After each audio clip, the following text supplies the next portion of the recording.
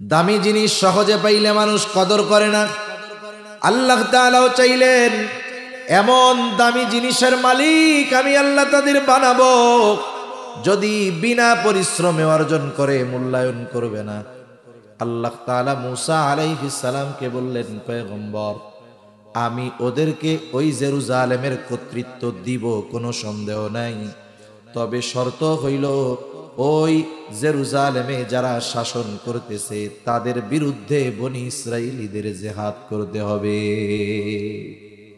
জিহাদ করতে হবে, তবে ঠকবে না, এরাই জিতবে, কোনো টেনশন নাই। মূসা আলাইহিস সালাতু ওয়াস সালাম তাদেরকে জানাইলেন যে যুদ্ধ করতে হবে। সাথে সাথে বনি ইসরাইলের 12টা গোত্র ছিল, 12 গোত্র থেকে 12 জন প্রতিনিধিকে পাঠায় দিলেন, যাও জেরুজালেমের খবর নিয়ে আসো। যখন কোথাও কোনো সেনাবাহিনী পাঠানো হয়, যুদ্ধের জন্য যাবে, গোয়েন্দাদের আগে পাঠানো হয়, দেখে আসো অবস্থা কেমন।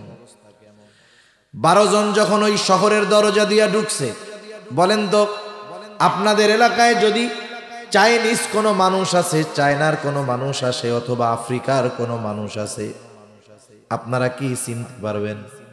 চিনবেন না যে এটা আমাগো এলাকার লোক না। ওই 12 জন যখন শহরের দরজা দিয়ে ঢুকছে, তখন জেরুজালেম শাসন করত আমালিকা গোত্র। এরা এদের পূর্বপুরুষ বড় শক্তিশালী ছিল, ওরাও বড় শক্তিশালী ছিল। একটা লোক দেখছে যে ওই যে 12 জন, এরা তো আমাদের এলাকার লোক না। এত শক্তিশালী ছিল আমালিকা গোত্রের এক একজন। ওই এক ব্যক্তি একা গিয়া 12 জনকে বেঁধে বাদশার কাছে নিয়ে গেছে। একজন থুতু ফেলছে, থুতু বুঝেন তো আপনাদের এদিক কি বলে? থুতুই তো কয়। এখন স্যাপ বা থুতু যা বলেন বলেন, মনে করেন একজন এই জায়গায় স্যাপ ফালাইছে, জায়গাটা পরিষ্কার টিস্যু দিয়া ধুয়া টুয়া দিছি, স্যাপ ফালাইছে। সে যে স্যাপ ফালাইছে ওরে যদি কই যে স্যাপটা তো ফালাই দিলেন, এখন চাইটা খান, এই স্যাপ যদি খায়, স্যাপ কিন্তু হারাম না, তাইলে হারাম যেহেতু না, এটা খাইলে গুনাহ হবে বলেন। তার মানে কেউ যদি খায় এটা খাওয়া জায়েজ আছে। এখন বলেন তো এই জায়েজ কাম আপনাদের কাউরে যদি ডাক দেই যে একজন এদিকে আসেন, এই জায়গায় স্যাপ ফালান, স্যাপ ফালাইলেন, এখন বললাম এই যে পকেট থেকে 1000 টাকার নোট, এটা খালি চাটা দিয়ে আবার খাইবেন, আপনারা কি বলবেন? হুজুর আপনারে 10,000 টাকা দিব, আপনি খান। আমারে 10,000 দিলেও তো আমি এই জায়েজ কাজ করব না। আর আপনি যখন কইবেন হুজুর আমারে আপনি 1000 টাকা দিয়ে এই কাম করাইতে চান, তাহলে দেখেন সব জায়েজ কাজ করা যায় না। অমুসলিমের দোকান থেকে মিষ্টি কিনা খাবেন, এটা জায়েজ আছে, কিন্তু মানুষের কিছু গায়রাত আছে, রুচিশীলতার বিষয় আছে। এজন্য আমি আমার ব্যক্তিগতভাবে অমুসলিম, আমি কোনো ধর্মকে টার্গেট করে বলতেছি না, কারা হবে এটা আপনারা এমনি বুঝবেন। অমুসলিমদের দোকান থেকে আমি কখনো মিষ্টি টিষ্টি এসব খাই না, এটা আমার ব্যক্তিগত রুচিতে বাদে। কিন্তু যখন ফেসবুকের মধ্যে দেখলাম যে এই মাসে মোল্লাদের 20 লিটার গোমূত্র খাওয়াই দিছি, তারা নিজেরা ফেসবুকে পোস্ট দিছে, আপনারা দেখছেন কেউ এই ছবিটা? দেখছেন? নিজেরাই পোস্ট দিছে যে আমরা এই মাসে 20 লিটার গরুর মুত খাওয়াইছি। হায় হায়, সাথে সাথে নাকি গোবরও কিছু খাওয়াইছে। তা এই ধারা তারা অব্যাহত রাখতে বলছে আমাদেরকে খাওয়ানোর জন্য।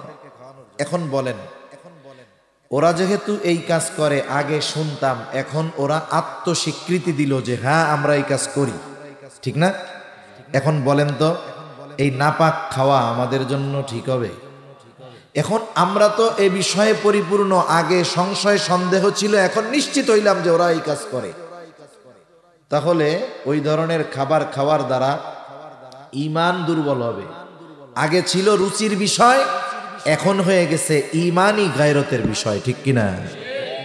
আবার দেখবেন অনেক সময় দোকানদার মুসলমান মিষ্টি বানায় অমুসলিমরে দিয়া। আমি এই দোকানগুলো মিষ্টি কিনতে গেলে জানাশোনা আছে কয়েকটা, আমি আগে দেখি যে আসলে মিষ্টি বানায় যে আল্লাহর বান্দা, সে কে? মুসলমান মালিক হইলেই হবে না, কম পয়সায় যখন কারিগর পায় ওদেরকে দিয়া বানাবে। এজন্য খোঁজ নেই যে যে বিক্রি করতেছে দোকান যার মুসলিম, কারিগর মুসলিম কিনা, এরপরে দেখা মিষ্টি কিনি।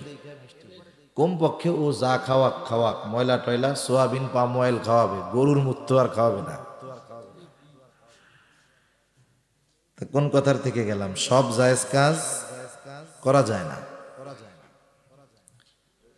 সেই জন্য আপনি তাদের দোকান থেকে কিনবেন, কোনো অসুবিধা নাই, সদাই পাতি করবেন, অসুবিধা নাই, কিন্তু তার সাথে বন্ধুত্বের সম্পর্ক হতে পারবে না। লোহা যেমন চুম্বকের সাথে থাকার কারণে চুম্বকের কিছু বিষয় তার মধ্যে চলে আসে, কেউ যদি ইহুদি নাসারাদের সাথে ওই ধরনের সম্পর্ক করে, ইহুদি নাসারাদের কালচার তার মধ্যেও চলে আসে। সেজন্য আল্লাহ রাব্বুল আলামিন জানায় দেয়, এই অভিশপ্তদের সাথে বন্ধুত্ব করবা না। এরা কেমন অভিশপ্ত? ইহুদিরা কেন অভিশপ্ত? তারা অভিশপ্ত হওয়ার কারণ কি? কোরআনুল কারীমের মধ্যে অনেক কারণ পাওয়া যায় তারা অভিশপ্ত। এক নম্বর, অন্যতম কারণ, এই জাতি ছিল সর্বোচ্চ অকৃতজ্ঞ এক জাতি, নাশকরগুজার জাতি। অকৃতজ্ঞ কাকে বলে?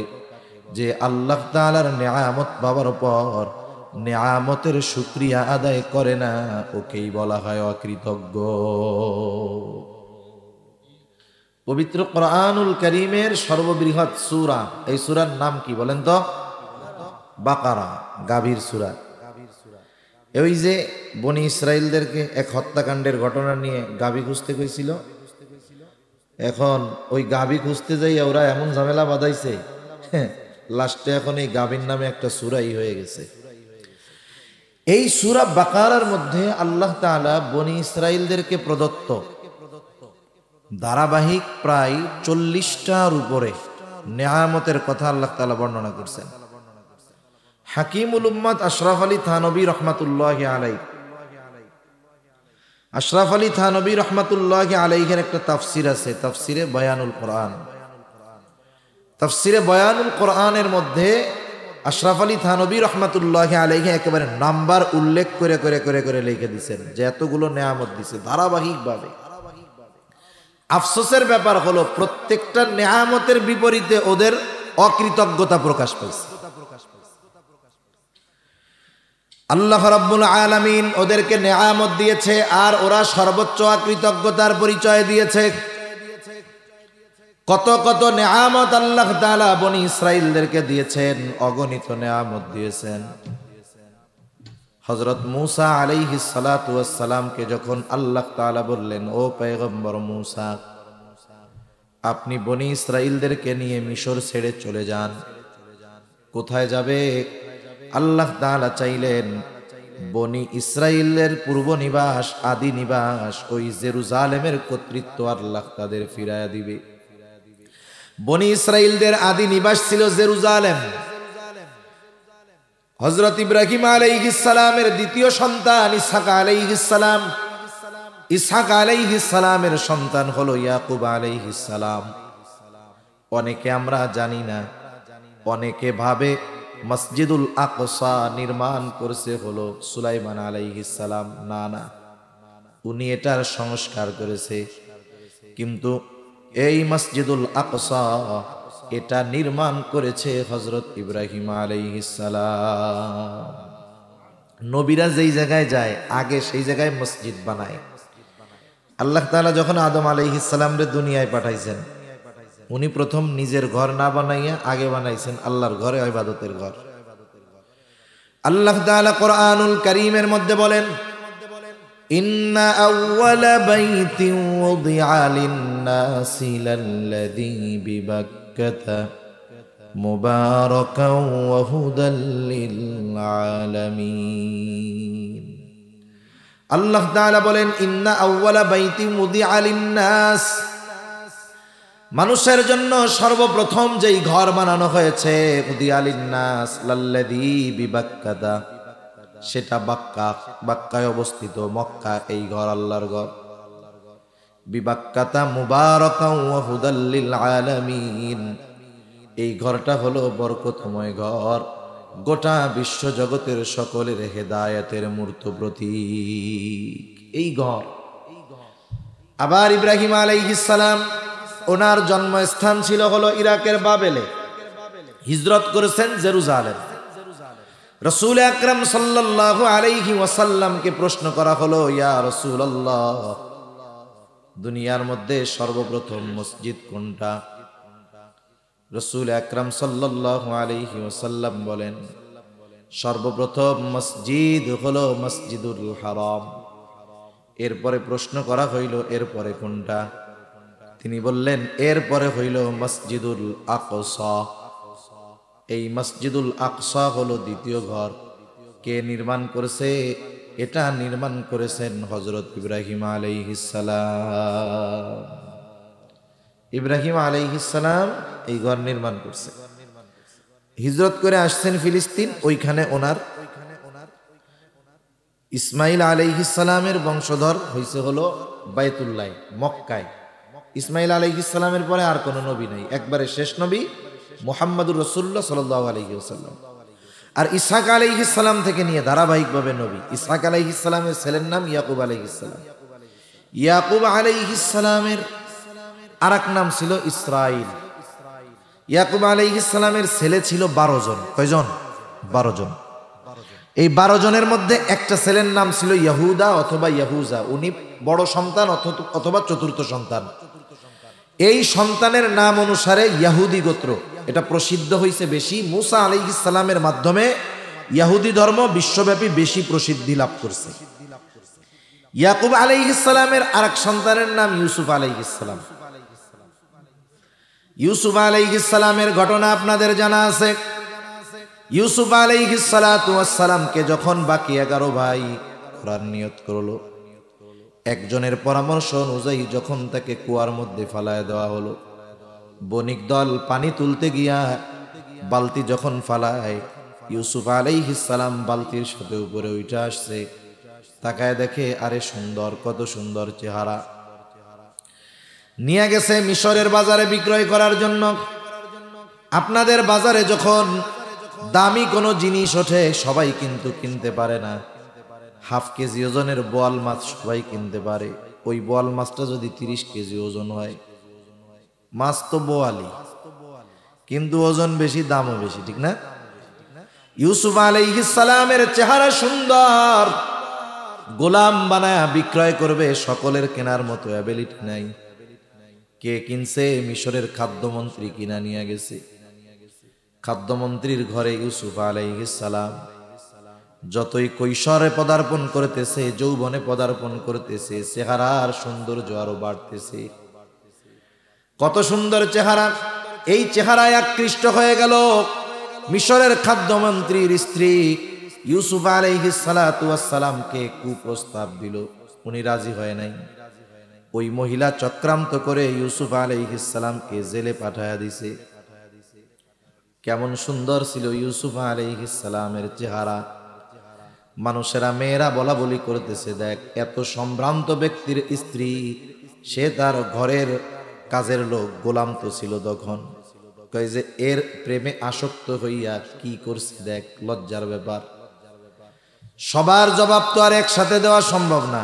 এখন তো ডিজিটাল জামানা, কেউ আমারে কিছু কইলে ফেসবুকে স্ট্যাটাস দিলে সবাই জবাব পেয়ে গেল। জুলাইখা সব মহিলাদেরকে দাওয়াত দিছে। দাওয়াত দিয়া বলতেছে, সবাই বসো, দস্তরখান রেডি, খাবার রেডি, সবার হাতে এক একটা ফল আর এক একটা ছুরি।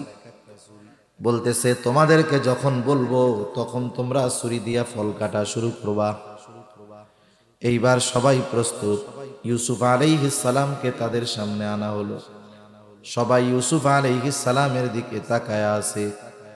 এইবার জুলাইখা নির্দেশ দিছে, তোমাদের হাতের ছুরি দিয়া ফল কাটতে শুরু করো। মহিলারা সব তন্ময় হয়ে ইউসুফ আলাইহিস সালামের দিকে তাকায়া আছে। ফল কাটার বদলে ছুরি দিয়া কোন সময় হাত কাটতেছে, হাত কেটে রক্তাক্ত করে ফেলতেছে।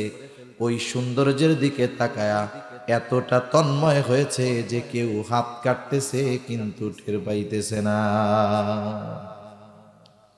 তারা বলতেছে, আরে এটা তো মানুষ না, মা হাদা বাশারা, ইন হাযা ইল্লা মালাকুন কারীম। আরে এটা তো ফেরেশতা, এটা কি মানুষ হইতে পারে? কেমন সুন্দর ছিল ইউসুফ আলাইহিস সালাম। যাই হোক, এক সময় জেলখানায় দিছে। বাদশাহ স্বপ্নে দেখছে, সেই স্বপ্নের ব্যাখ্যা করছে, ওই ব্যাখ্যা কইরাই এক সময় মিশরের সর্বোচ্চ সুপ্রিম পাওয়ারের অধিকারী ইউসুফ আলাইহিস সালাম হয়ে গেছে।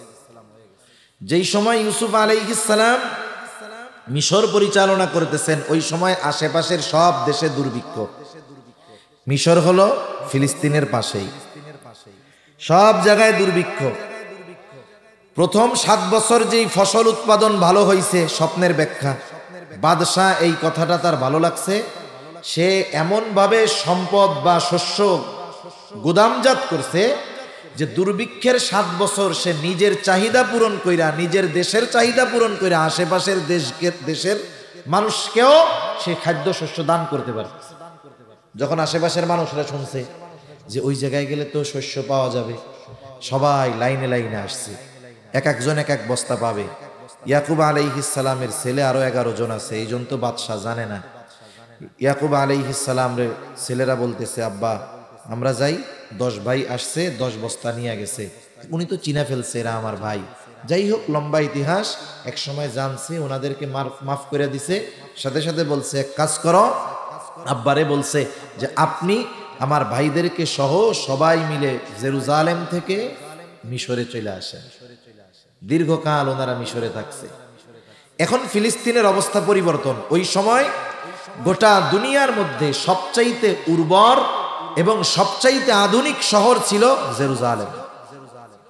ওই দিক দিয়া ফেরাউনের জুলুম, আল্লাহ তাআলা চাইলো যে আপনি এদেরকে নিয়ে ওই দিক চলে যান।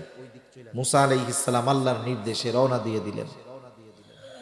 সাগর পাড়ি দিয়ে এই পাড়ে চলে আসছে। আমি আর ওই ঘটনার দিকে যাব না, জানা আছে সবার। যখন এই পাড়ে আসছে, আল্লাহ তাআলা চাইলেন ওই জেরুজালেমের মালিকানা আল্লাহ পুনরায় বনি ইসরাইলের হাতে তুলে দিবে। কিন্তু দামি জিনিস সহজে পাইলে মানুষ কদর করে না। দেখবেন বাবা বিদেশে থাকে, কত কষ্ট করে, বাবা রক্তকে পানি বানায়া সম্পদ উপার্জন করে। একটা রিয়াল, একটা ডলার ভাঙার সময় 10 বার চিন্তা করে। ওই বাবা যখন তার কষ্টার্জিত সম্পদ বাড়িতে পাঠায়া দেয়, তার পোলা বাবার ওই কষ্টার্জিত সম্পদের মূল্যায়ন করতে পারে না, বরং বন্ধুদেরকে নিয়ে আড্ডা মাড্ডা দিয়া প্রতিদিন হাজার হাজার টাকা নষ্ট করে। আছে না নাই? দামি জিনিস সহজে পাইলে মানুষ কদর করে না। আল্লাহ তাআলাও চাইলেন এমন দামি জিনিসের মালিক আমি আল্লাহ তাদের বানাবো, যদি বিনা পরিশ্রমে অর্জন করে মূল্যায়ন করবে না। আল্লাহ তাআলা মুসা আলাইহিস সালামকে বললেন, পয়গম্বর আমি ওদেরকে ওই জেরুজালেমের কর্তৃত্ব দিব, কোনো সন্দেহ নাই। তবে শর্ত হইল ওই জেরুজালেমে যারা শাসন করতেছে তাদের বিরুদ্ধে বনি ইসরাইলীদের জিহাদ করতে হবে। জিহাদ করতে হবে, তবে ঠকবে না, এরাই জিতবে, কোনো টেনশন নাই। মুসা আলাইহিস সালাতু ওয়াস সালাম তাদেরকে জানাইলেন যে যুদ্ধ করতে হবে। সাথে সাথে বনি ইসরাইলের 12টা গোত্র ছিল। 12 গোত্র থেকে 12 জন প্রতিনিধিকে পাঠায় দিলেন, যাও জেরুজালেমের খবরাখবর নিয়ে আসো। যখন কোথাও কোনো সেনাবাহিনী পাঠানো হয়, যুদ্ধের জন্য যাবে, গোয়েন্দাদের আগে পাঠানো হয়, দেখে আসো অবস্থা কেমন। 12 জন যখন ওই শহরের দরজা দিয়া ঢুকছে, বলেন তো আপনাদের এলাকায় যদি চাইনিজ কোনো মানুষ আছে, চায়নার কোনো মানুষ আসে, অথবা আফ্রিকার কোনো মানুষ আছে, আপনারা কি চিনতে পারবেন?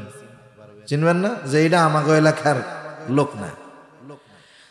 ওই 12 জন যখন শহরের দরজা দিয়ে ঢুকছে, তখন জেরুজালেম শাসন করত আমালিকা গোত্র।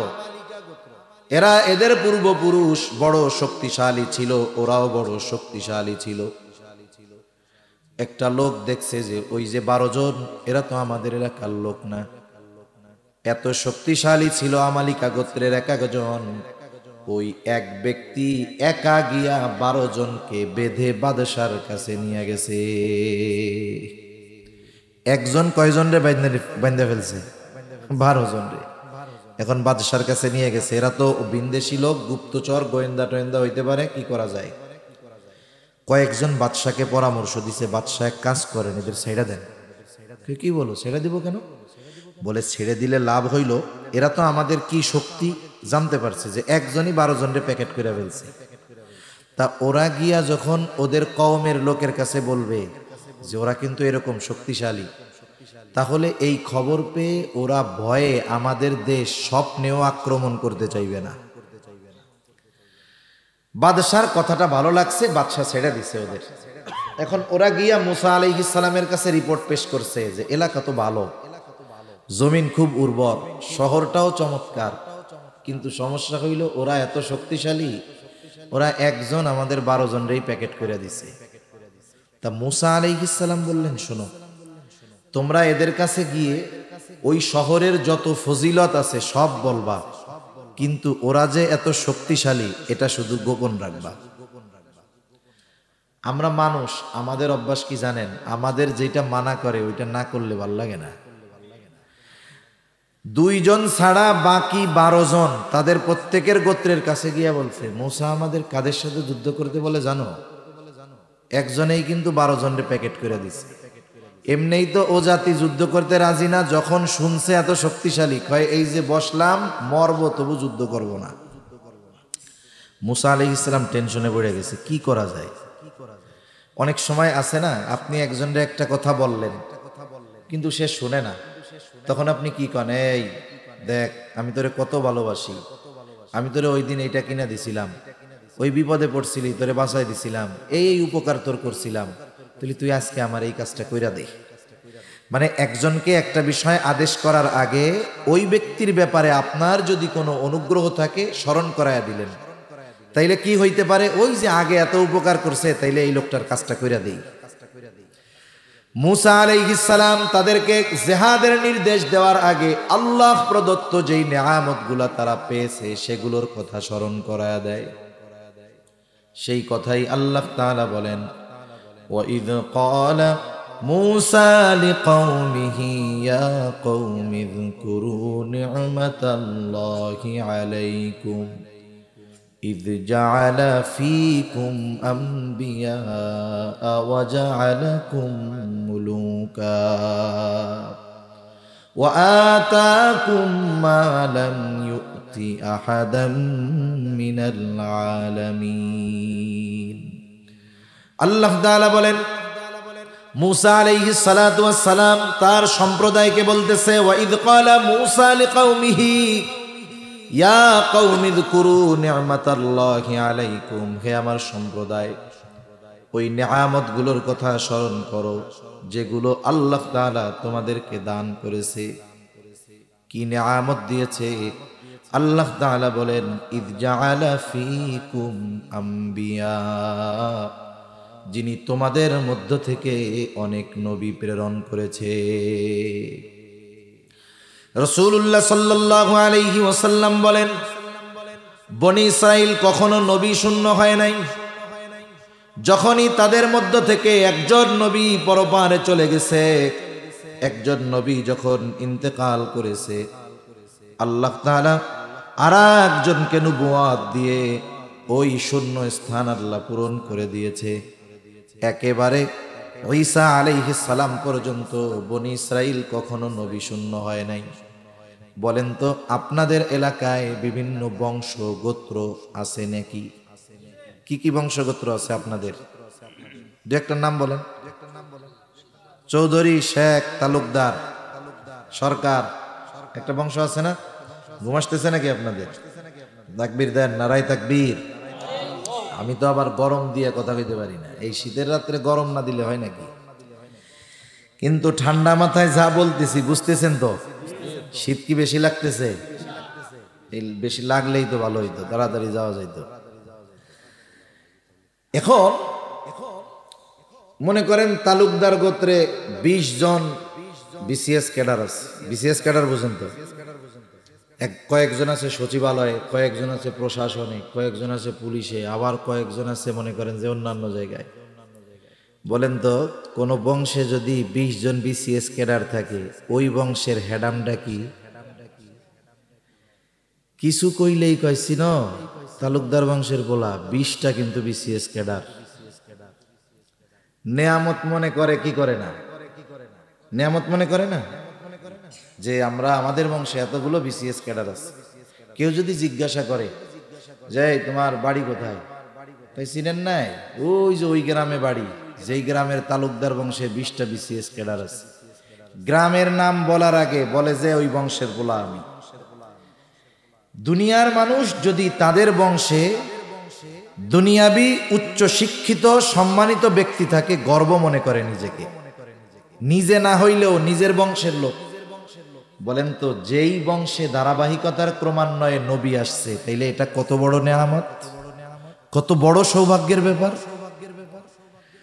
মূসা আলাইহিস সালাম সেই কথাই বলেন যে আল্লাহ তাআলা তোমাদের বংশে নবী পাঠিয়েছেন, আর আমার আপনার নবী বলেন বনি ইসরাইল কখনো নবী শূন্য হয় নাই। কত বড় পরলৌকিক নেয়ামত। আল্লাহ তাআলা শুধু যে পরলৌকিক নেয়ামত দিয়েছেন তা নয়, আল্লাহ তাআলা বলেন ওয়াজআলাকুম মুলুকা, সাথে সাথে আল্লাহ তাআলা তোমাদের দুনিয়ার বাদশাহী দান করছে। সুলাইমান আলাইহিস সালামকে বাদশাহী দান করেছে। কেমন বাদশাহী? উনি আল্লাহ তাআলার কাছে দোয়া করতেছে, রব্বি হাবলি মুলকান লা ইয়ামবাগি লি আহাদিম মিন বাদি ইন্নাকা আনতাল ওয়াহ্হাব। ওই আল্লাহ, আমাকে আপনি এমন রাজত্ব দান করেন যা আমার পরে আর কাউরে দিবেন না। যদিও সুলাইমান আলাইহিস সালাম মূসা আলাইহিস সালামের অনেক পরে, আমি ওই দিকে যাব না। দুনিয়াবি বাদশাহীও বনি ইসরাইলদেরকে দান করছে। একটু খেয়াল দিয়ে কথাটা বুঝেন, একটা গোত্রের সবাই কিন্তু বাদশাহ হয় না। একটা গোত্রের সবাই বাদশাহ হয়, কিন্তু যদি কোনো গোত্র থেকে একজন বাদশাহ হয়, তাহলে তার ওই বাদশাহীকে তার গোত্রের সাথে জোড়ায়া দেওয়া হয়। যেমন দেখবেন এই দুনিয়ায় অনেক গোত্র শাসন করেছে। উমাইয়ারা শাসন করেছে, উমাইয়া গোত্র। উমাইয়া গোত্রের সব মানুষ কিন্তু বাদশাহ ছিল না, কিন্তু বাদশাহ উমাইয়া গোত্রের হওয়ার কারণে বলা হয় যে উমাইয়া শাসক। আব্বাসী গোত্রের অনেকে সবাই কিন্তু বাদশাহ হয় নাই, খলিফা হয় নাই, কিন্তু খলিফা আব্বাসীয়দের মধ্যে হওয়ার কারণে বলা হয় আব্বাসীয় খলিফা। এটাও কিন্তু একটা সম্মানের বিষয়। আল্লাহ তাআলা এই দুনিয়াবি নেয়ামত তাদেরকে দান করেছে। সাথে সাথে মূসা আলাইহিস সালাম স্মরণ করায়া দিয়া বলেন ওয়া আতাকুম মা লাম ইউতি আহাদাম মিনাল আলামিন। সাথে সাথে এমন কিছু নেয়ামত আল্লাহ তোমাদের দিছে যা বিশ্ববাসী আর কাউকে দেন নাই। মূসা আলাইহিস সালাম যখন বলতেছে এই কথাটা ওই পর্যন্ত, মানে ওর আগ পর্যন্ত দেয় নাই, দেয়ও তো নাই। কেমনে সমুদ্রের মধ্যে দিয়ে রাস্তা বানায়া ওদেরকে চলাচলের ব্যবস্থা করে দিছে। ওরা চিন্তা করেছে ঘর বাড়ি নাই, থাকমু কেমনে, আকাশের মেঘকে ওদের জন্য ছাদ বানায়া দিছে। এত মানুষ না খাইয়াই তো মরবো মনে হয়। আল্লাহ বলেন না খাইয়া মরবি কেন, মারতে চাইলে তো ফেরাউনের হাতে মাইরা তোদেরকে শহীদ বানায় দিতাম, মর্যাদা বেশি হইত। যেহেতু ওর হাতে মারি নাই, সাগরের মধ্য দিয়ে রাস্তা বানায় আনছি, না খাওয়াইয়া আমি আল্লাহ মারবো না, আসমানি খাবারের ব্যবস্থা আল্লাহ করে দিছে। সুবহানাল্লাহ বলেন। এইরকম দামি দামি নেয়ামতের কথা মূসা আলাইহিস সালাম স্মরণ করায় দিয়া বলতেছে, এখন তো আল্লাহ তো একটু জিহাদের আদেশ দিছে। কি আদেশ? ইয়া কওমি দুখুলুল আরদাল মুকদ্দাসাতাল্লাতী কাতাবাল্লাহু লাকুম ওয়ালা তারতাদ্দু আলা আদবারিকুম ফাতানকালিবু খাসিরিন। মূসা আলাইহিস সালাম বলতেছে, হে আমার সম্প্রদায়, তোমরা ওই পবিত্র শহরের মধ্যে ঢুকে পড়ো, পবিত্র জমিনের মধ্যে ঢুকে পড়ো। আল্লাহ তাআলা জেরুজালেম মসজিদুল আকসাকে পবিত্র ভূমি বলছে। আমার আসলে মনে চাইছিল আর একটা ওয়াজ করি, কিন্তু বিষয় যেহেতু এটা করলাম, যেহেতু রজব মাস আসছে, আবার মসজিদ শব্দটা পোস্টারে বড় করে লেখা আছে, আমার মন চাইছিল আমি মসজিদুল আকসার ফজিলত নিয়ে আলোচনা করি, কিন্তু যেহেতু অন্য দিক, ওইটা আর বলার সুযোগ নেই। মসজিদুল আকসা জেরুজালেমকে আল্লাহ তাআলা পবিত্র ভূমি বলে অভিহিত করেছেন কোরআনুল কারীমে। মুসা আলাইহিস সালাম বলতেছে, ওই পবিত্র জমিনের মধ্যে তোমরা ঢুকে পড়ো। কোন জমিন? বলে আল্লাতী কাতাবাল্লাহু লাকুম, যেই জমিনের মালিকানা আল্লাহ তোমাদের জন্য লিখে রেখেছে। তার মানে যুদ্ধ করার আগে যুদ্ধ জয়ের ঘোষণা আল্লাহ দিচ্ছে। সুবহানাল্লাহ বলেন। এখন তোমাদের কাম হইল খালি তোমরা ওই জমিনে ঢুকবা, ওরা যত শক্তিশালী হোক কোনো টেনশন নাই। তবে একটা কাজ করবা না, সামনের দিক যাবা তো যাবা, পেছনের দিকে ফিরবা না। ওয়ালা তারতাদ্দু আলা আদবারিকুম ফাতানকালিবু খাসিরিন, যদি পেছনের দিকে ফিরো তোমরা ক্ষতিগ্রস্তদের অন্তর্ভুক্ত হয়ে যাইবা। কত দরদ নিয়ে আগাম জয়ের সুসংবাদ দিয়ে মুসা আলাইহিস সালাম তাদেরকে ওই জমিনে প্রবেশ করার জন্য অনুরোধ করলেন, আদেশ করলেন। কিন্তু ওই যে আগে 10 জন আইসা কি কইছিল রে, খবরদার, একজন কিন্তু 12 জনের প্যাকেট করে ফেলছে। এরা কতটা অবাধ্য! আল্লাহ তাআলা, আল্লাহর রাসূল, আল্লাহ নির্দেশ দিছে, সেইটা না মেনে ওই 10 জনের কথা মনে রাইখা জবাব দিচ্ছে মুসা আলাইহিস সালামের কথার। কি বলতেছে? এইবার ওরা বলে, ক্বালু ইয়া মুসা ইন্না ফিহা কওমান জাব্বারিন। মুসা, ওইখানে এক শক্তিশালী সম্প্রদায় আছে যাদের একজনই 12 জনকে সাইজ করে ফেলে। ইন্না লান নাদখুলাহা হাত্তা ইয়াখরুজু মিনহা ফাইন ইয়াখরুজু মিনহা ফাইন্না দাখিলুন। ও মুসা, আপনি আমাদেরকে যত কিছুই বোঝান না কেন, কাজ হবে না। আমরা ততক্ষণ পর্যন্ত ওই জায়গায় প্রবেশ করব না। ওয়া ইন্না লান নাদখুলাহা হাত্তা ইয়াখরুজু মিনহা, যতক্ষণ না ওই জাতি ওইখান থেকে বাহির না হয়। ফাইন ইয়াখরুজু মিনহা ফাইন্না দাখিলুন, যদি ওরা ওই আমালিকা গোত্র ওখান থেকে বের হয়ে যায়, ফাঁকা মাঠ যদি পাই তাইলে গোল দিমু। যদি পায়, ওরা না থাকে তাইলে, ওরা যদি বের হয়ে যায় তাইলে আমরা যাব। ওরা যতক্ষণ আছে, ইন্না লান নাদখুলাহা, কখনোই আমরা ওইখানে প্রবেশ করব না। এখন বলেন, আপনি একজন রে এত আবেগ নিয়ে, দরদ নিয়ে, মোহব্বত নিয়ে বললেন যে এই কাজটা করো, ও করলো না, তখন দুঃখ লাগবে না? মুসা আলাইহিস সালাম চিন্তা করতেছে, আরে আগাম জয়ের সুসংবাদ দিলাম, আল্লাহর এত নেয়ামতের কথা স্মরণ করাই দিলাম, এরপরেও এদের কেমন আচরণ। অনেক সময় দেখবেন বাবা ছেলেরে বুঝাইতেছে, কিন্তু ছেলে বুঝে না, রাগের ঠেলায় বাপ কি কয়, ধুর, তোর যা মন চাইতি করতো যা। এখন বাপ চলে গেছে অন্যদিক, এবার চাচা আইসা বলে, এই তোর বাপ না এরকম আচরণ করে। এখন মুসা আলাইহিস সালাম বুঝানো শেষ, কাম হয় নাই। ওই যে পাঠাইছিল 12 জন, কয়জন? 12 জনের মধ্যে 2 জন ছাড়া বাকি 10 জন তো ফাঁস করে দিছে।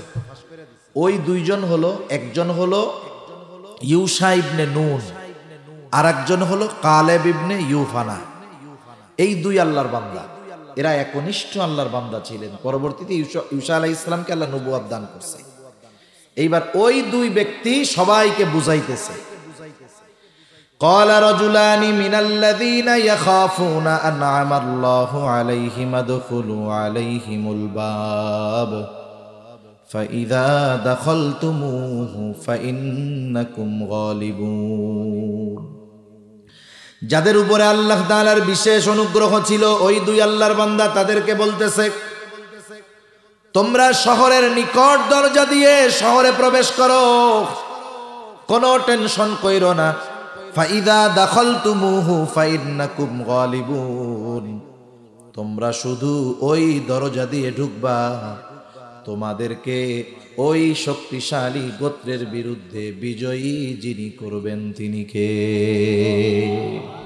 ফাইদা দাখালতুমুহু ফাইন্নাকুম গালিবুন, খালি ঢোকো আর তোমরা বিজয়ী হবা। ওয়া আলাল্লাহি ফাতাওয়াক্কালু ইন কুনতুম মুমিনিন।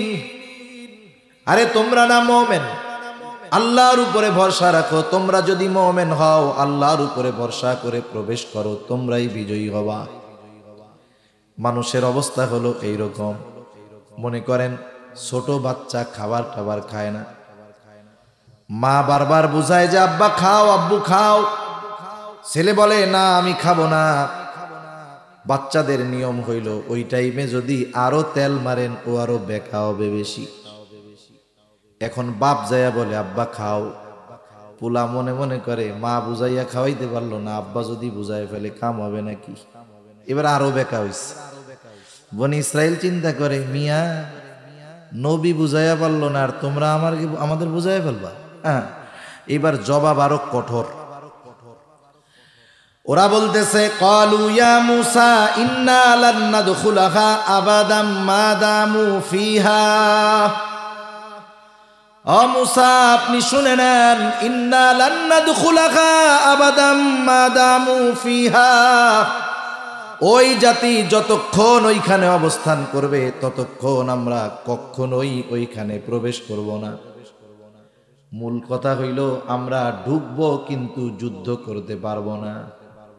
যুদ্ধ কইরা তাড়ায় দেন, এরপরে আমরা গিয়া ঢুকবো, কোনো অসুবিধা নেই। এখন ওরা বলতেছে ঢুকবো তো না, যুদ্ধ করতে পারবো না। যদি যুদ্ধই করতে হয় ফাযহাব আনতা ওয়া রাব্বুকা ফাকাতিলা ইন্না হাহুনা কাঈদুন। ওরা বলতেছে আমরা তো এখানে প্রবেশ করবই না, যুদ্ধ করতে পারবো না। আপনি আপনার রব আর আপনি গিয়া যুদ্ধ করেন, আমরা এখানে বসলাম, আমরা যুদ্ধ করতে পারবো না।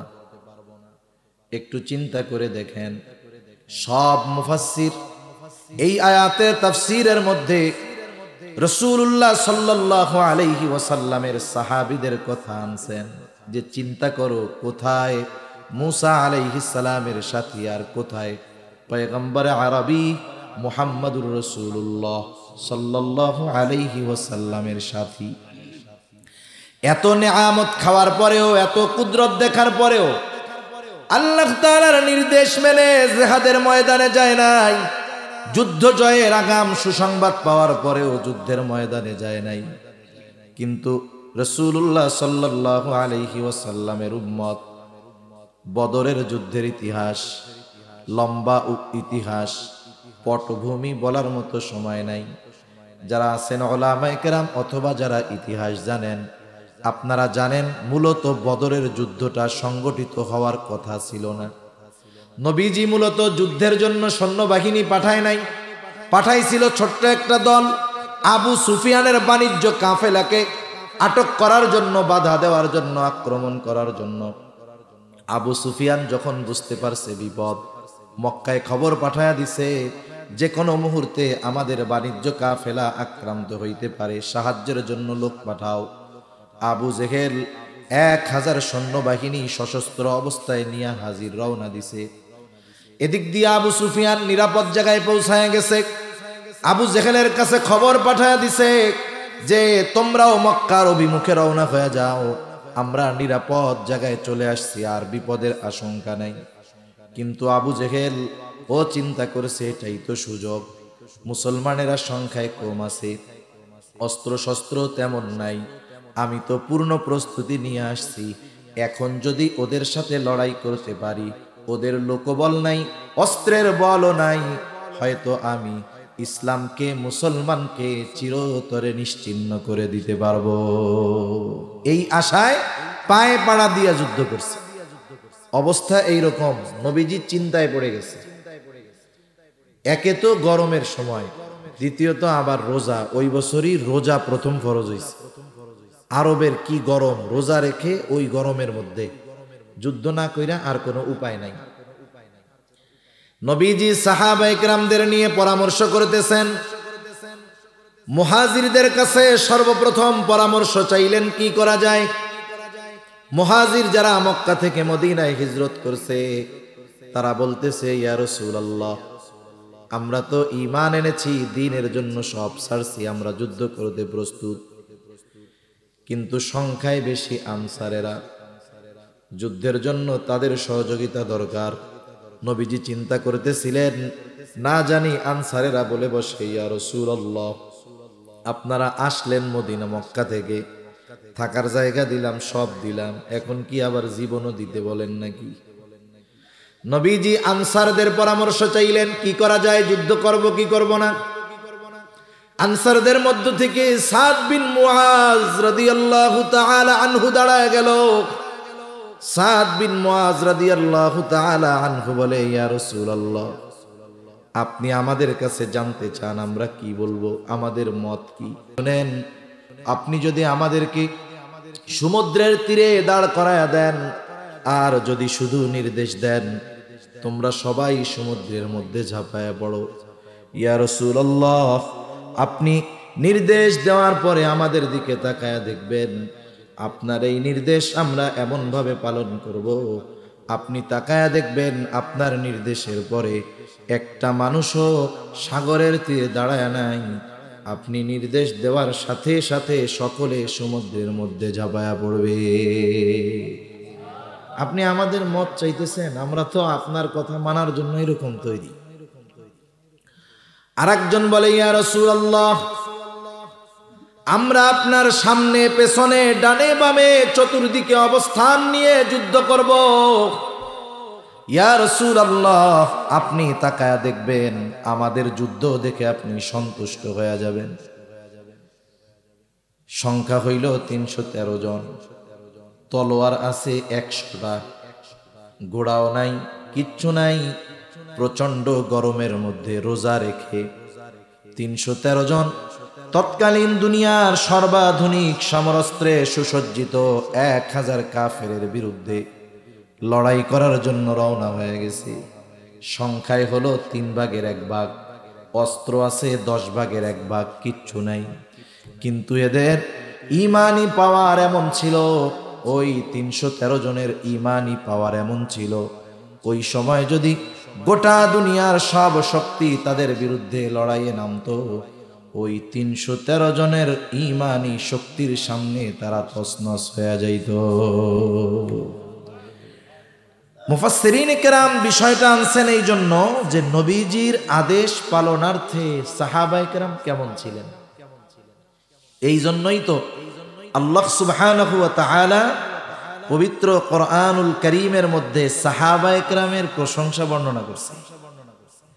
আল্লাহ তাআলা বলেন, মুহাম্মাদুর রাসূলুল্লাহ ওয়াল্লাযীনা মাআহু আশিদ্দাউ আলাল কুফফার রুহামাউ বাইনাহুম তারাহুম রুকআন সুজ্জাদান ইয়াবতাগুনা মিন ফাদলিল্লাহ يبتغون فضلا من الله ورضوانا سيماهم في وجوههم من أثر السجود ذلك مثلهم في التوراة ومثلهم في الإنجيل মুহাম্মদ সাল্লাল্লাহু আলাইহি ওয়াসাল্লামের এই সঙ্গীরা দুনিয়ায় আসার আগে আল্লাহ তাআলা এদের প্রশংসা তাওরাতের মধ্যে করেছেন, ইনজিলের মধ্যে করেছেন।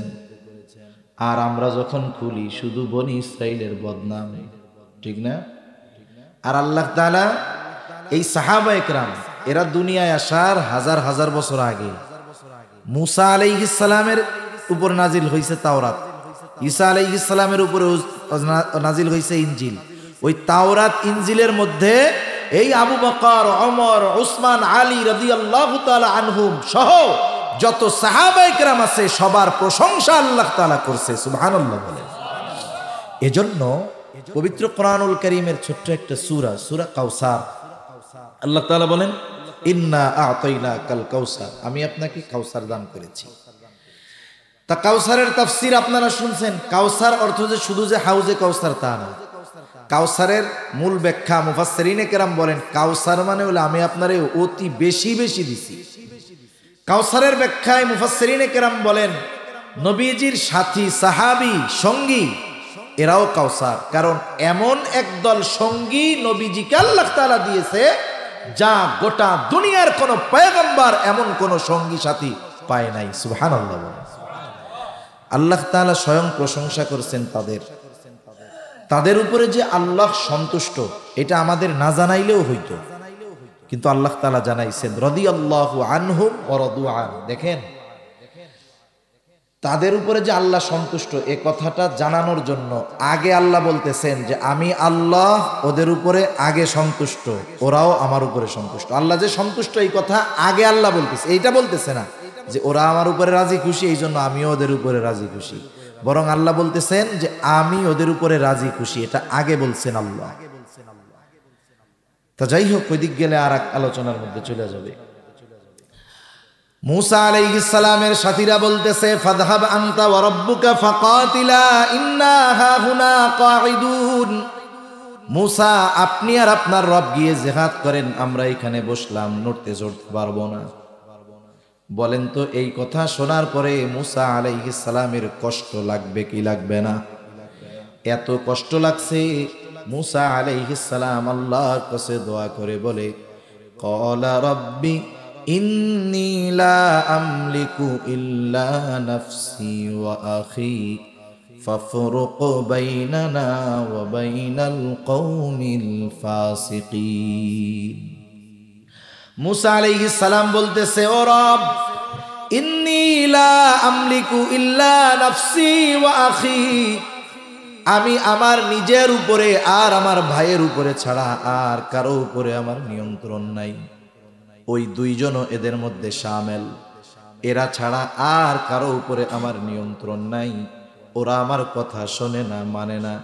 সুতরাং আল্লাহ ফাফরুক বাইনানা ওয়া বাইনাল কওমিল ফাসিকিন, আপনি এই ফাসিকদের থেকে আমারে আলাদা করে দেন, এদের সাথে আমি আর থাকতে চাই না।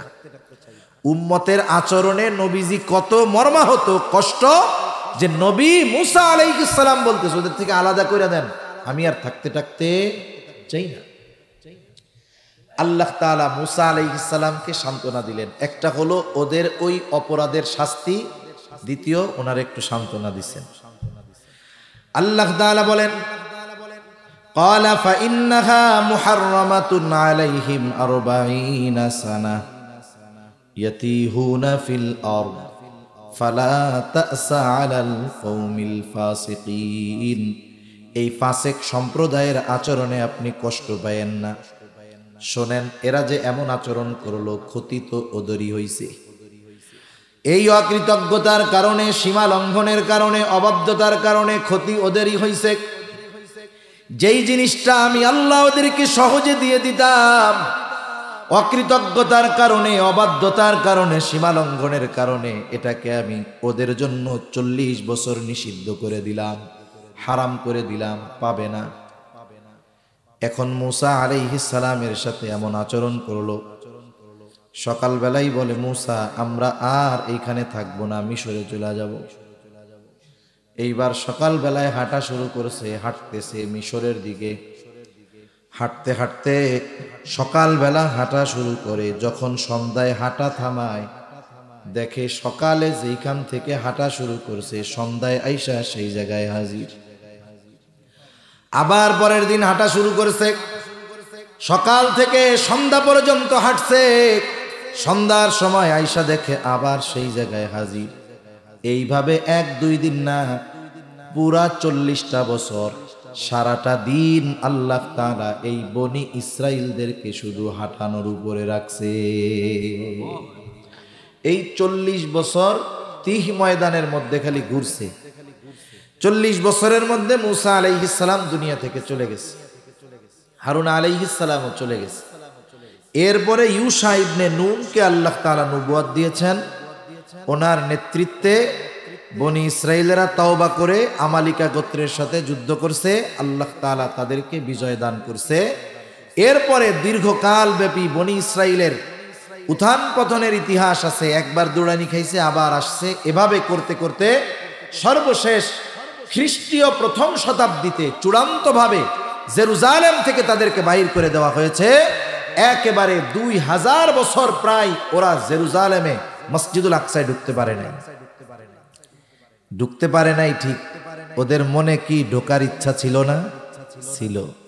ওই ইচ্ছা ওরা পূরণ করেছে 20 শতাব্দীর শুরুতে দ্বিতীয় বিশ্বযুদ্ধের পরে ব্রিটেন এবং আমেরিকার সহযোগিতায়, সাথে সাথে মুসলিম নামধারী মুনাফিকদের গাদ্দারির কারণে ইহুদিরা ওই ফিলিস্তিনের পবিত্র ভূমিতে পুনরায় বসতি স্থাপনের সুযোগ পেয়েছে। ঠিক কিনা বলে? এজন্য সম্মানিত উপস্থিতি, এই ফিলিস্তিনের সাথে গোটা মুসলিম উম্মার সম্পর্ক আছে। এটা মনে করার সুযোগ নাই যে এই জেরুজালেম, ফিলিস্তিন, গাজার মুসলমানদের উপরে আক্রমণ করতেছে, ওটা একটা দেশ, এটা ভাবার সুযোগ নাই। কারণ ওই মসজিদুল আকসা জেরুজালেমের সাথে মুসলমানদের সম্পর্ক, ইমানের সম্পর্ক, আমলের সম্পর্ক। ঠিক কিনা বলেন? কয়েকটা কথা বলেই আমি আলোচনা শেষ করে দিব। কেন এই জেরুজালেমের সাথে আমাদের সম্পর্ক? জেরুজালেমে সবচাইতে বেশি নবীদের আগমন ঘটছে। ওই জেরুজালেম শহরের আশেপাশে সব জায়গা দিয়ে সবচাইতে বেশি নবী রাসূলদের কবর আছে। আপনারা জেরুজালেমের ম্যাপ যারা দেখছেন, একটা হলো ওল্ড সিটি, একটা হলো নিউ সিটি। ওল্ড সিটিটার পুরো চারদিক দিয়ে দেওয়াল আছে, ভিতরে মসজিদ আছে, অনেকগুলো স্থাপনা আছে, পুরো এরিয়াটাই বাইতুল মুকাদ্দাস। এখন